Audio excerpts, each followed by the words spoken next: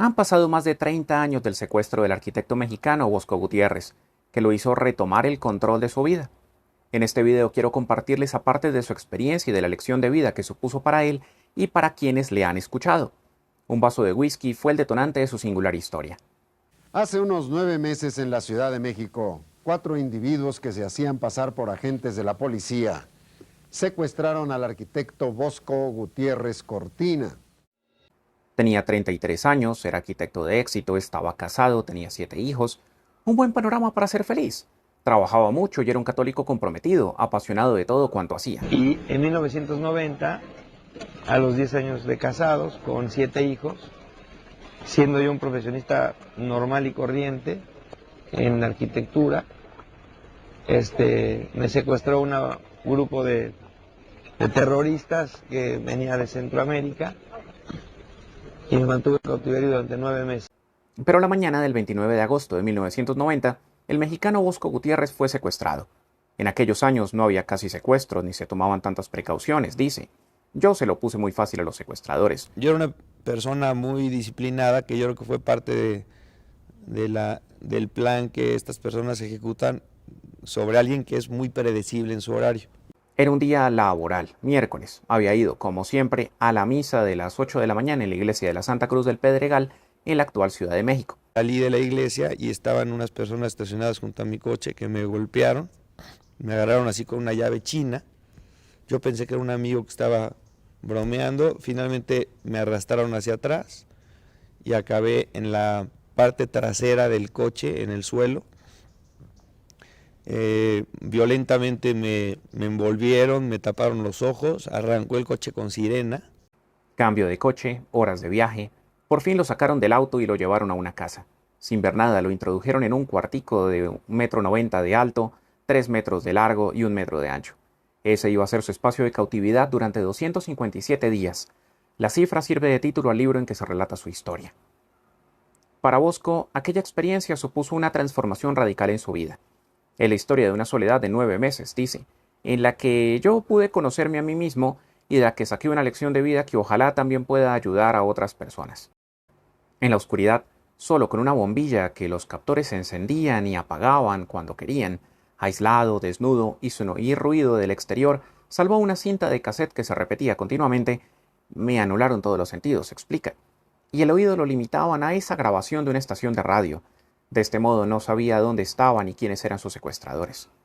Tampoco disponía de reloj ni de orientación horaria por luz natural. No sabía cuándo era de día ni de noche. No había agua corriente ni conducción a la alcantarilla y el olor enseguida se hizo nauseabundo.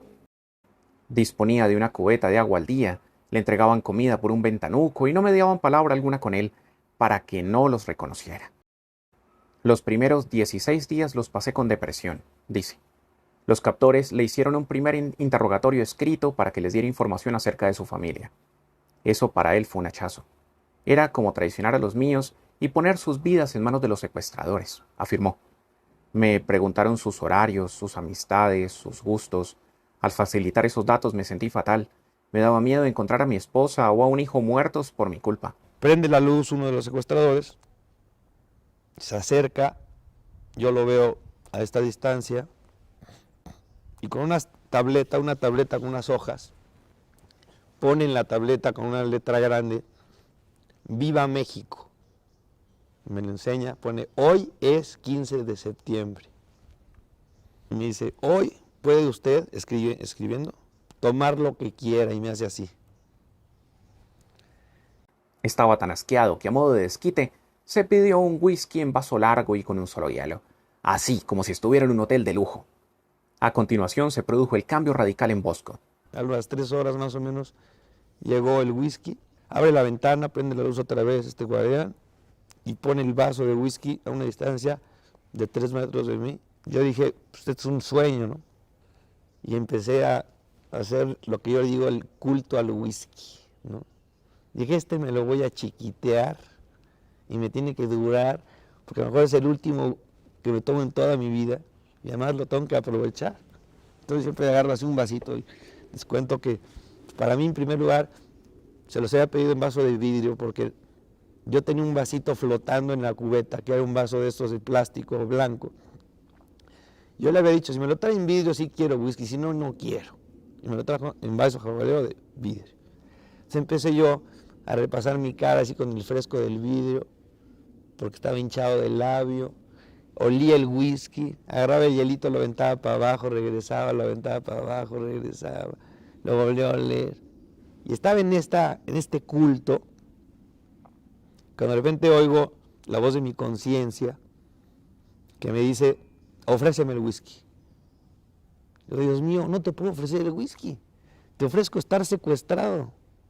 Eso no depende de ti. Te ofrezco no ver a mi familia, eso no depende de ti. Ofréceme algo activo, a ver, una mortificación activa. Ofréceme el whisky, ahorita el whisky, a ver si eres tan hombrecito. No te puedo dar el whisky, te doy otra cosa, te doy estar contento. Además, a ver, ofréceme el whisky. Estuve en ese jaloneo unos minutos, me volteé dándole la espalda a la cámara porque yo no quería tampoco ofender a los guardianes de que vieran que yo tiraba mi whisky, porque yo no quería cerrarme la posibilidad que en un futuro pudiera haber otro chance, ¿no? Yo dije, pues este cuate ven, le doy un whisky, lo tira, pues no le vuelvo a dar otro. Entonces me puse así de espaldas y tiré el whisky al excusado completito sin darle un sorbo. Aquel gesto le valió la recuperación. Me quedé dormido y al despertar pensé algo valgo. La utilidad espiritual de aquella renuncia fue mayor que el beneficio que podría haber obtenido si me lo hubiera tomado. A partir de ese momento, Bosco comenzó a organizar su vida con nueva energía. Me hice un plan de salud mental, física y de propósito de hacer algo. Acepté la situación, renové mi fe en Dios, acepté su voluntad y comencé a rezar, cosa que no había hecho desde el día en que me secuestraron. Lo que siguió fue un proceso de cercanía espiritual con Dios como nunca lo he vuelto a tener. Lo primero que pedí fue una Biblia católica y me consiguieron una. Después revistas como Life, Newsweek, México Desconocido, etc. Y también les pedí un libro de un autor que seguramente ustedes conocen que se llama Monseñor Escrivá. Y me trajeron uno de casualidad que se llama Forja, que me ha caído como anillo al dedo. Había pedido una Biblia a los secuestradores y la leía. Rezaba el rosario, iba a misa mentalmente. Se le ocurrió escribirse a sí mismo una carta como si se la hubiera enviado su hermano. Cuenten conmigo como parte del equipo en que yo me cuidaré y seguiré echando todas las ganas para salir adelante. Ellos no tienen intención de lastimarme, así me lo han demostrado, con su trato respetuoso, siendo sus intenciones muy claras y objetivas.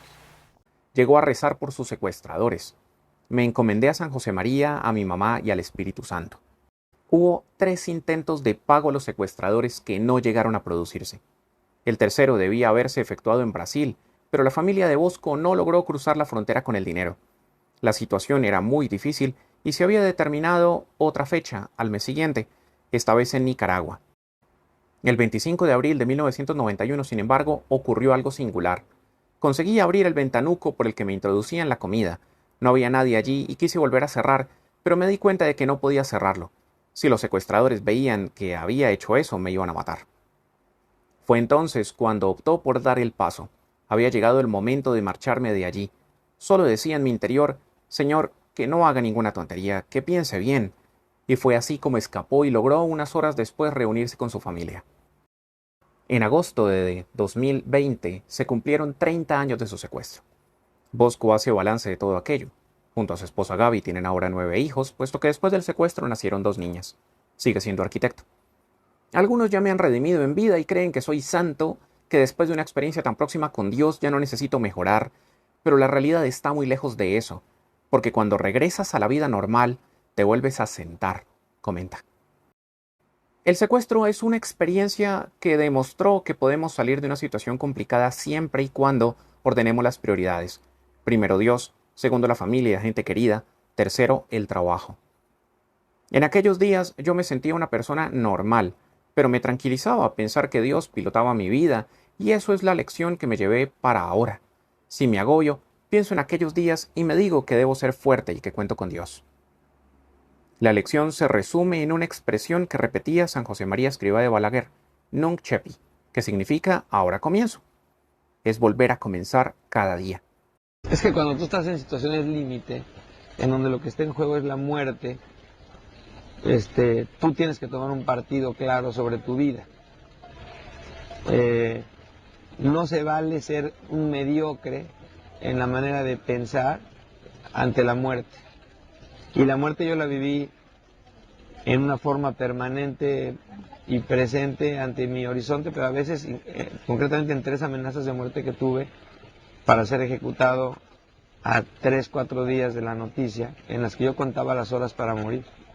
En esos días, en donde tú sientes cerca esa experiencia de muerte, tienes que tomar partido.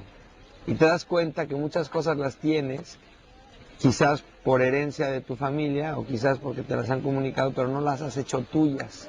O sea, tú no has comprado el boleto, como decimos en México, de tu fe. Como imagino que lo compraba un primer cristiano en la época de nuestro Señor Jesucristo. Un cristiano de los primeros cristianos, cuando decía soy cristiano, se la jugaba con el circo romano. Yo tuve que decir, a ver, Bosco, ¿crees o no crees en Dios? Porque aquí no puedes andar navegando en las dos vías. Si tú crees en Dios, tienes consecuencias concretas que tú no puedes negar si quieres ser coherente. Y si tú no crees en Dios, que también tienes consecuencias concretas. Número uno, que no crees en un Dios minusválido. Entonces no sería Dios. Es un Dios omnipotente. Y si es omnipotente es que lo puede todo. Y si lo puede todo, Él podría resolver o no el tema de tu secuestro en un 2x3. ¿Por qué no lo resuelve? Él es tu padre, te quiere más que lo que tú quieres a tus hijos en este mundo, aun dentro de esta circunstancia, que era muchísimo lo que los quería. Y a pesar, y si lo puede todo y me quiere tanto, ¿por qué no hace nada para sacarme de este lío? Vamos, quiere decir que Él sabe más que yo, punto, y tengo que estar convencido de que esto es lo que más me conviene. Entonces la consecuencia era, esta es la voluntad de Dios, Él es mi padre, me quiere más de lo que yo quiero a mis hijos y por lo tanto acepta como hombrecito la voluntad de Dios como venga. Él sabe más que tú y quiere lo mejor para ti, punto, no le discutas. Pues estaba viviendo los últimos días de mi vida y no me podía dar el lujo de no explotar hasta el final las posibilidades de mi fe.